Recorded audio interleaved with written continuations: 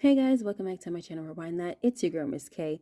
If this is your first time coming across my channel, welcome. Please be sure to subscribe if you like the vibe and hit that notification bell so you know when I upload more videos like this one.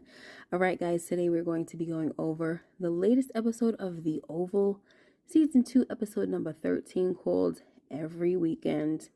Alright guys, the episode starts off where we left off, with Don coming home to find Lily grinding on Bobby. Don lets his presence be known, and now Bobby has his gun pointed at him. So Don says, "You're not going to shoot me. I'm the chief of staff." And even though Bobby was like, "You want to bet?" he didn't do nothing when Don easily moved that gun out of his face. So Don sits down on his bed and props his feet up, shoes on and all, which is a super pet peeve of mine, by the way. Anyway, he's sitting on the bed and he says to Lily, "You lied to me. You told me you didn't know this guy." Of course, because he remembers, Bobby from being the man that was the intruder, and Lily shot him. And of course, Lily doesn't want to hear nothing about who's telling lies, because Don has been lying throughout their whole freaking marriage, right? So Don tries to find out how long Lily has been involved with Bobby, but she deflects and asks him how long he's been messing with Kyle. So Don says, "Since 8 years ago. Now your turn." But Lily still doesn't answer him and instead questions why he's not at work. So without going further into the scene, guys, I just have to say that it was completely brainless of Bobby and Lily to meet up with each other, especially in Don's house. And now that Don knows about Bobby, he can easily tell Kyle, who should then be able to connect the dots about who Lily has been working with, which we saw later on. So it just looks like the plan to take down the administration is not going to work, because these people are complete idiots. Next, Sam and Victoria finish their session, and Sam is immediately full of regrets. He then asks Victoria if she still gets a period, and Victoria says yes. So Sam is really in a panic now and wants Victoria to take the morning after pill, or the plan B. All right, so before we move on, guys, I did think about pregnancy with Victoria, right? But it didn't stick because I just kind of put her out of that range, right, of still being able to have kids. But this is something serious. If she is still getting her period, that means obviously she can get pregnant. And we already know that Priscilla could not give Sam kids. And this would just be a super crazy scandal, guys. The scandal of the century if the president's wife gets pregnant by somebody else, right? I mean, if Tyler Perry adds that, that would be completely insane and a pretty good story too. I mean, if he works it right. But anyway, let's get back to this. And I'm not saying I want that to happen, because I really don't see how that would even work, because the way these days go by, it takes forever to get through one day. So I can't even imagine somebody freaking being pregnant. You know how long Sharon is going to be pregnant? Anyway, so, like I said, Sam wants her to take the pill. And, this leads Victoria to believe that Sam has done this before. But, Sam just wants Victoria to stop playing games. He also tells her that he loves his wife and he's not going to be able to work for Victoria anymore. But Victoria can't see why not, because she swears up and down that Priscilla won't find out. But Sam is afraid that Victoria will taunt Priscilla. Long story short, guys, Victoria tells Sam that she'll have him taken off her security detail. Then says, "Now get out." And the change of attitude from her just threw me off, and I was annoyed and confused at the same time. But when I watched the scene again, I noticed that Victoria's demeanor changed when Sam asked her to take the pill. It was kind of like she was disappointed in his request, only because she really believed that his request meant that he slept around on his wife before. I think that she felt better when she believed that Sam was a good, faithful man. And if he was going to be unfaithful, she only wanted it to be with her. Anyway, let me know your thoughts on this, guys, because Victoria's sudden change in demeanor really made no sense, because we could see that she really liked Sam, and he also brought out a softer side of her. So the attitude change is really throwing me off right now. But like I said, I do think it's because she really thought that Sam was a good guy. And in her mind, she's thinking, okay, if he's asking me for the pill and he knows what pill to get, then he's been deceiving me as well, because he's done this before. All right. Anyway, she kicks Sam out, and as he opens the door, Richard is there with some tea that Victoria did not order, and she lets him know, look, I didn't order that tea. But come to find out, creepy Jason is the one who ordered the tea. So Victoria was like, well, Jason is not here. But she was wrong, of course, because here he comes, right, out of a door in the room. And that's another thing, guys. Victoria knows that creepy Jason stays in them walls like a little freaking roach or rodent, right? So why would she think it would be safe to have sex with Sam in the yellow room? Anyway, so Victoria is on the deck and Jason intrudes on her little privacy and makes himself comfortable. He then starts saying things like, wait until his wife finds out, or wait until dad finds out. So we already know that Jason is looking to stir up some trouble, okay?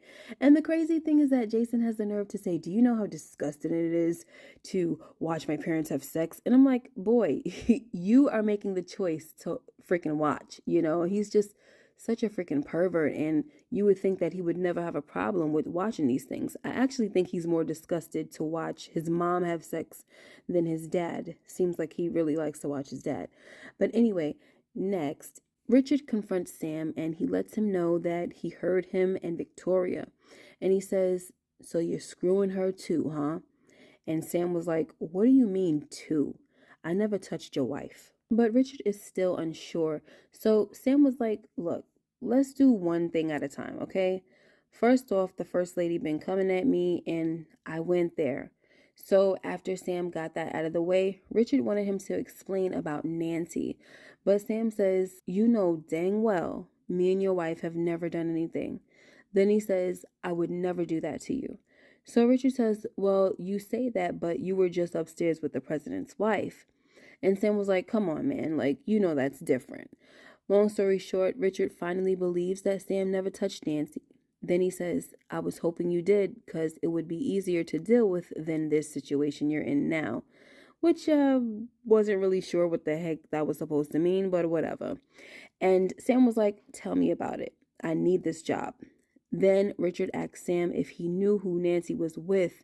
And Sam said, no, I told you, I only saw her with your family.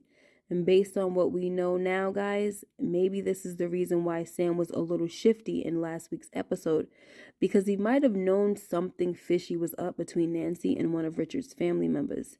And, you know, just the thought of it probably made him uncomfortable, because, of course, he wouldn't want to tell his friend nothing like that was going on, right? Especially given who the father is. Next, we see Kyle torturing Diane for answers, and he tortures her by sawing off one toe at a time.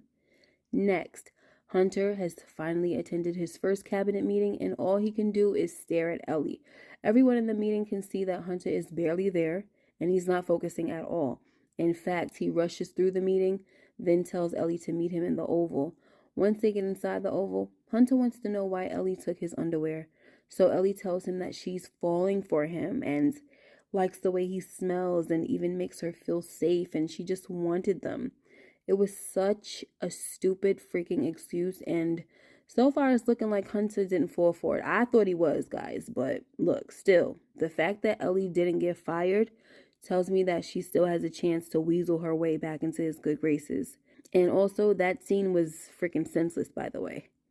Next, Nancy is at Picky's funeral, and she is the only one there until Priscilla shows up.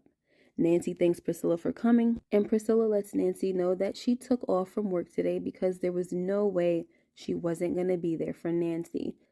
Anyway, at first I thought Nancy was sitting there alone because she was there way ahead of the service and just wanted some alone time before it got started. But when Priscilla showed up, Nancy tells her that nobody came, and I was like, are you freaking kidding me? Nobody showed up? Not even the homies? That's a little unrealistic now. Come on. The homies didn't come? That's stupid. Anyway, Nancy tells Priscilla that her sister didn't even show up. But that makes a little more sense than anybody else because she's a drug addict. So she was probably somewhere getting high. Anyway, I was also wondering why the heck Barry wasn't there. Like, I was over here thinking, like, I know he ain't so mad at his mom for throwing them plates at him that he wasn't going to show up to Picky's funeral now, you know? But we find out later that Nancy didn't even tell Barry that Picky's funeral was going on, okay? And she buried Picky without giving Barry the chance to say his final goodbyes. And I was like, wow, Nancy, that's pretty freaking selfish. Sheesh. Anyway, back to this scene, right? So Nancy tells Priscilla that she can't tell Richard who Picky's father is because she knows he will go crazy. But Priscilla says, well, you already have regrets, so you're either going to have to continue to sit here in it or tell Richard who the father is so you can move past this. And thank God for this advice from Priscilla because it clearly prompted Nancy to finally tell Richard. Next, Kyle goes to Don's office to tell him that Diane has been taken care of and is being disposed of. Then he sees that Don is troubled, so he asks him what's wrong. Don then tells Kyle that he got a call from a disguised voice telling him to go home. Now let's stop for a moment and let that soak in, because this was a little interesting to me. Initially, I thought someone from the house called Don, but Don says it was a mysterious call, and that has me wondering who it could be. Don asked Kyle if it was him, and he said no. So my thing is, who is it? And what do they have to gain by exposing Lily and Bobby? Now, the only other person I could think of is Max, because he knew where Bobby was going. But if it was Max, why did he make the call? You know, just something to think about. Anyway, Don tells Kyle that he went home to find Lily with Bobby. And just as I stated earlier, Kyle was able to piece together that Bobby was working with Lily, right? But Kyle also tells Don that Diane gave up Max and Bobby's names before he killed her, but she couldn't give him the location. Long story short, Kyle also sees that Don seems to be bothered about seeing Lily and Bobby together. So of course this pisses Kyle off and he leaves Don's office. Next, Priscilla finds out that Miss Laura died, so there's our confirmation with that, right? Next, Kyle sends Alonzo to the police station to pick up the 911 tapes from Detective Jake. Thankfully, Jake is smarter than that and told Alonzo that the tapes were picked up already. He even gives Alonzo a made-up name. Then he calls Sam to tell him that he has some heat on him because an agent came down trying to get the tapes. So Sam tells Jake that he's on his way. Next, creepy Jason calls Priscilla. No telling how he got her number, by the way, right? Anyway, he tells Priscilla that Sam slept with his mother. So Priscilla tries to ignore him and asks him where Jean is. And of course, Jason denies knowing where Jean is, then brings the subject back to Sam and Victoria. He tells Priscilla that he would send a video as proof, but they won't let him. So instead, he sent the audio recording. So once Priscilla hears Victoria's ridiculous moaning, she loses it and starts screaming. So of course, she's freaking devastated, guys, right? And you know, I wasn't really sure if I heard Sam on the audio. I heard mostly Victoria moaning. So in my opinion, it was like, how do you know this is really your husband and her? Even though we know the truth, right, guys? But I was just thinking, like, this is not concrete evidence, but okay, maybe there was a grunt from Sam, but whatever. Next, Richard comes home and he's looking for Barry, but Nancy tells him that he already left to go give the money to Ruth and the Rackadoochies. Richard is definitely annoyed by this and wants to get in touch with Barry, but Nancy tells Richard that she's ready to tell him who the father is. So Richard says, okay, tell me. And Nancy says, please sit down. And at the time, guys, I kid you not, I was standing. So I was like, I better sit down too, honey. So I sat down and so did Richard. And Nancy starts telling him that he got a promise he's not going to go crazy because this man is someone he adores and looks up to. She then tells Richard that the man came by every weekend. He was sweet. He brought her flowers. He mowed the lawn, and she only slept with him one time, all right, because she was very lonely. Richard realizes that she's talking about his father, so he asks Nancy if his father raped her, and she said no. And of course, this hurt Richard even more because Nancy did it purposely. It also looked like he was ready to be comforting and understanding if it turned out that his father raped her, but once Nancy told him it happened willfully, he pulled away from her. And I gotta say, guys, that this scene was pretty touching. I actually felt sorry for Nancy. Now, you know, my main issue with Nancy has been that she told Richard about Picky, but kept the father a secret while expecting Richard to get past it. That was the main thing that annoyed me about this whole situation. Now, if she would have just told Richard everything from the moment she told him about Picky, she wouldn't have been so annoying to me, right? Now, last week I called her a snake, and I'm just gonna have to take that back. Yes, she was wrong, and she really screwed up and put herself in a horrible situation. And she knew it was gonna break Richard's heart to know that it was his father that she slept with.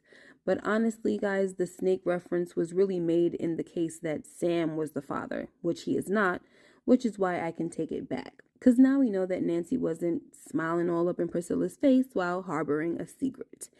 Anyway, let's break this down for a moment, guys. Since Richard's father is Picky's father, that means that all this time, Picky was Richard's little brother and Barry's uncle and his brother.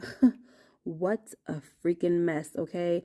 That right there is soup for the ultimate messy pot, okay? And also, I cannot forget that this is the theory of one of my subs, Ray J. Love, who stated that Picky's father is Richard's dad.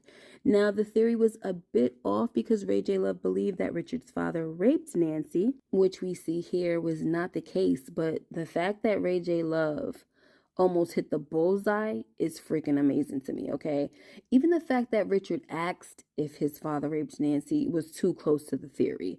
Like, it's just crazy, okay? So, Ray J. Love, let me find out you got some leaked scripts, okay?